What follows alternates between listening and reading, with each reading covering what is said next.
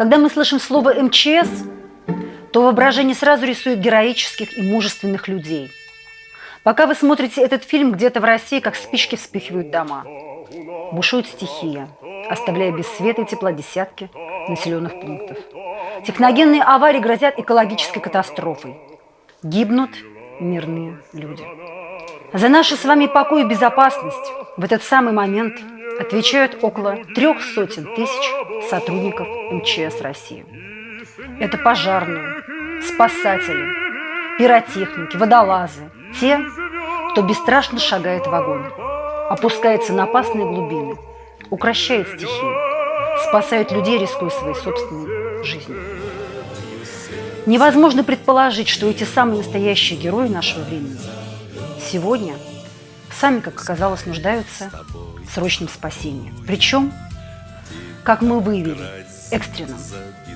Обращение долговых к президенту. Здравствуйте, Владимир Владимирович. Докладывает бывший спасатель-авиадесантник Уральского авиационно-спасательного центра МЧС Анатолий Долговых.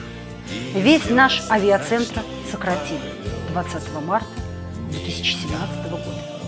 Пишу вам потому, что других способов повлиять на ситуацию у меня нет. Система МЧС превратилась в показуху, кормушку для коррупционеров и некомпетентных временщиков. И на данный момент работает лишь за счет людей в разных званиях и чинах, которые еще не потеряли совесть и работают вопреки творящемуся безумию. Чем вызван крик души, воззвание к верховному главнокомандующему, как последней надежде на спасение самих спасателей? Бывший спасатель подробно, по пунктам, описывает то, что творится в системе МЧС. От главных управлений до верхушки министерства, центрального аппарата. Во главе с печально известным вторым в истории ведомства министром Владимиром Пучковым. Слова бывшего сотрудника МЧС подтвердились, что идет тотальное сокращение уникальных профессионалов-спасателей. Ликвидируются целые подразделения, остаются неприкрытыми множество территорий, и в случае ЧС или крупного пожара тушить дома и спасать ваших детей, наших детей, практически нет возможностей. И некому. Осталась лишь красивая картинка на вашем телевизоре.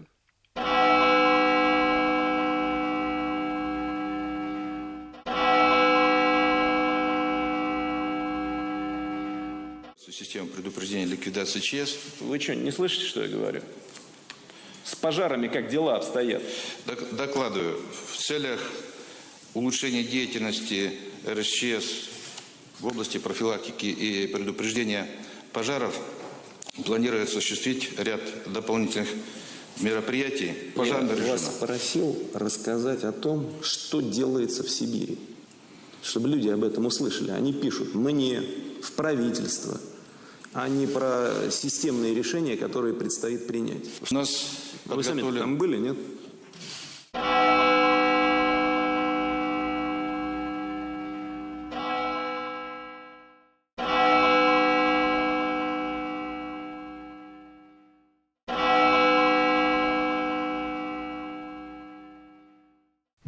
Результат так называемой реформаторской деятельности Пучкова, как установили общественные эксперты простого товарищества «Диалог», довели МЧС до критической точки.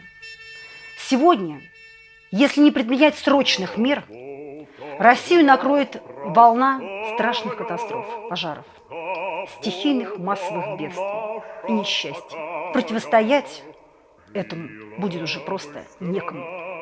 Пожалуйста, посмотрите, пожалуйста, все этот фильм и слушайте очень внимательно. Спасение МЧС сегодня, по сути, это вопрос нашей всеобщей, собственной, национальной безопасности, пришедшей вовремя срочной профессиональной помощи, спасение сотен тысяч человек и их жизней. Только за последние 3 месяца произошли страшные пожары, тушить которые в первые минуты и часы трагедии, кроме самих мирных граждан, пострадавших, было некому. Ростов-на-Дону, где всего за 2 часа огнем было охвачено полностью уничтожено 118 домов и один человек погиб. Это центр города, Красноярский край, где всего за день полностью выгорело 140 жилых домов в Канске, Лесосибирске, поселках Стрелка под Лесосибирском, Малая Кеть, Бирюлевского района, Теречет, Нижеингашского района. 4 погибших. ТЦ Синдика 65 километров МКАД. Площадь пожара 55 тысяч квадратных метров. 3 пострадавших. Вещевой рынок в Ростове-на-Дону. Площадь пожара 5000 квадратных метров. И еще более 200 крупных и средних пожаров и техногенных аварий, о которых не говорят во всеуслышание. Не говорят. Подумайте об этом.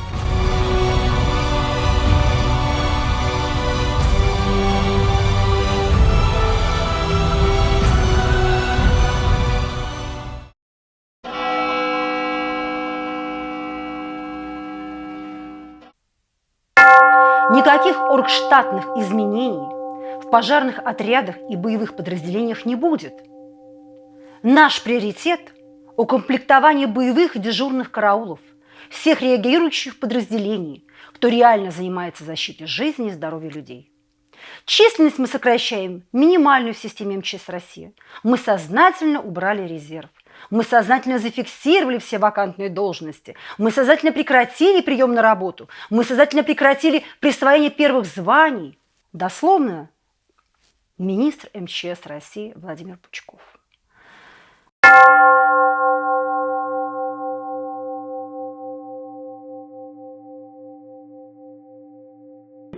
Вопрос, где они нашли эти 25 тысяч вакантных должностей и 11 тысяч текущий некомплект?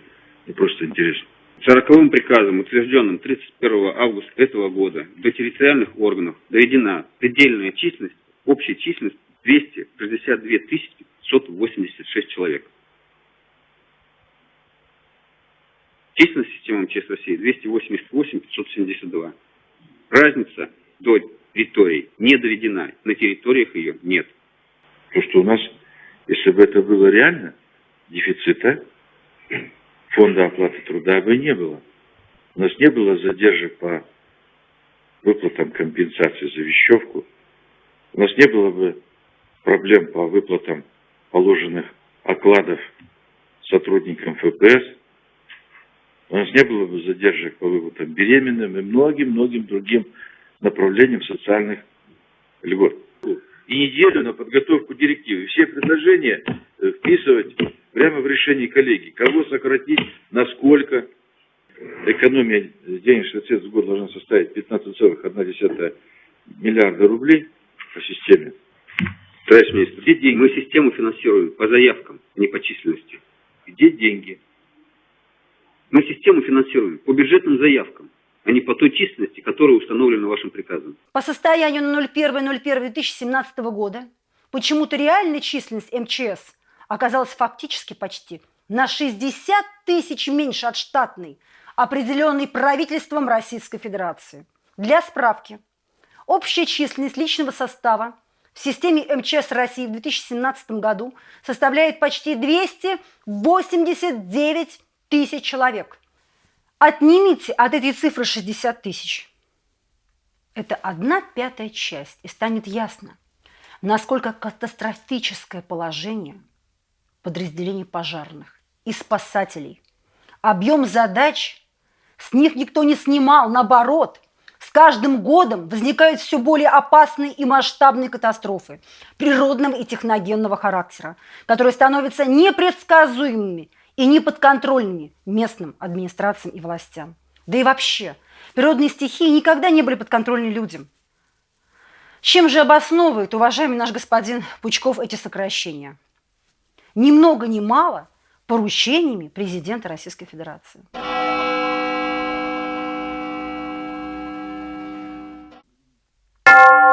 Дословно. Все решения приняты президентом Российской Федерации. Все документы утверждены. Все объемы финансирования сокращены на 10% только. Вы понимаете? Мы приняли все необходимые решения в соответствии с указанием президента Российской Федерации по сокращению текущих затрат в системе МЧС России.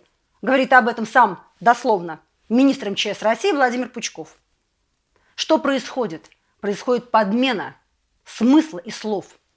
Подменив смысл слова президента, как мы выявили, Пучков зачем-то дал старт огромной волне сокращения грамотных специалистов. Зачем?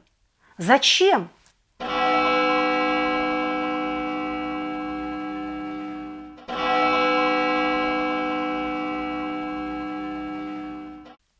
На самом деле, сокращение установленной нормативной штатной численности в рамках исполнения поручений и указов президента Российской Федерации проводилось всего лишь однажды.